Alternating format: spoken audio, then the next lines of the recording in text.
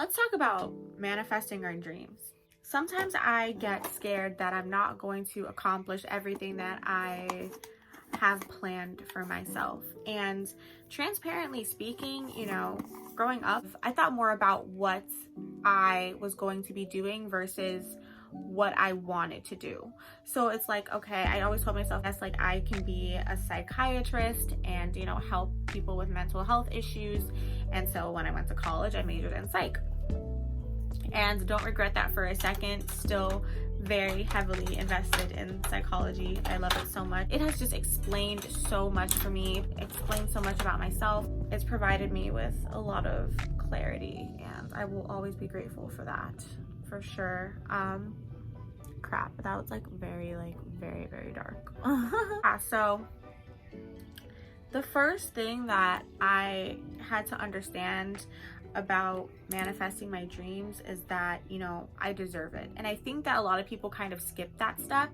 People don't actually try to achieve their dreams until their back is against the wall, or until they've been made so uncomfortable in their current situation that they're like, okay, I have no other option. This is what I want more in life than anything, and I'm willing to sacrifice anything for it. But it isn't until you're made so uncomfortable that you have to acknowledge what you've been suppressing for so long. And once you acknowledge your dream and what it is that you want, and once you're no longer really afraid to admit it, because for the longest I knew I wanted to be a YouTuber. It was always in the back of my head since I was 12 years old. I knew it. And in high school I would think about it, throughout college I'd think about it, and for some reason I just never felt ready. I never felt qualified, and I didn't think that I could do it. And now I'm at a point in my life where I feel, even though I definitely have my doubts, I also have moments where I have my doubts, but majority of the time I'm thinking about the fact that I am actually trying now. I'm actually putting out content. I'm believing in myself enough to try. And obviously that, building that confidence in yourself is going to be difficult with whatever it is you hope to accomplish, because for the longest time I would hold myself back from pursuing certain ventures, because not really because I didn't think I was capable of it, but more so because I didn't think I deserved all of those things that I wanted for myself. And even as I'm filming this, and as I'm putting out content and actually following through with what I want and working towards my goals, I still have moments sometimes where I question if my dreams are too big and if my aspirations are out of my league, because I'm not going to say that they're unachievable, because everything I'm dreaming someone else has already done. So when you look at it like that, your dreams can never be too big because someone else has already achieved it.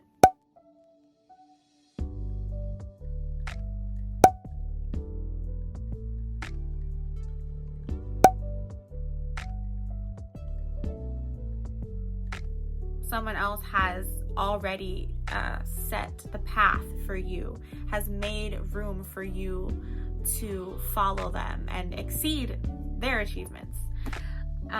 When I think that my dreams are too big, something I say to myself is, look at those skyscrapers. They didn't just grow out of the ground like a tree. Someone had to dream that, and that person and a bunch of other people decided to make it a reality. So when we look at these large buildings and houses, when we look at even the internet, our cell phones, when we take a step back and really absorb what this world is, all of these material things, our normal, we have to understand that people just like you and I dreamed this, and they made it a reality, which is crazy. I know I'm not crazy for saying that. It's just insane when you really think about it. And so when I have moments where, you know, I'm not being the most kind to myself and I'm questioning my worth and I'm questioning if I should even really go for it and put my all into something to just up and fail, I have to remember, one, failure is a part of the process, and two, change your definition of failure. Failure is, you know, you only fail if you give up. So just don't ever give up. I don't think there's such thing as your dreams being too big. There's no such thing as that, because if someone else has accomplished it, what is the difference between you and that person? Absolutely nothing. Last week, I was experiencing a lot of self-doubt, a lot of worry, just a whole bunch of anxiety for literally no reason. I inflicted that upon myself. I psyched myself out to the point where I really was not functioning well because I was so worried about, you know, where I'm going to be in life and the how behind it. How am I going to get to where I want to be? I'm not seeing the progress yet. I haven't accomplished this yet. I haven't even gotten to this first step yet. You know, no one is, you know, it's just, I just had all of that self-doubt and frustration towards myself. And one thing you have to understand is you have to be patient, because everything in life is a journey. The same way that we're so patient with school and, you know, waiting to get that job, like you work towards that for years and years. You don't complain about it because that's just the norm. So when it comes to your dreams, you should have that same patience, because it's like when you're waiting to get your high school diploma, you're like, well, I put in all this work for all these years, I'm definitely getting it. That's the same way that you should look at your dreams. And so it can be really easy when, you know, you're not tangibly experiencing maybe the lifestyle, or, you know, that feeling of I've accomplished this, because you haven't yet. And it's easy to begin to doubt yourself, doubt your dream, wonder if it's even worth pursuing, or if it's even like really a part of your divine path.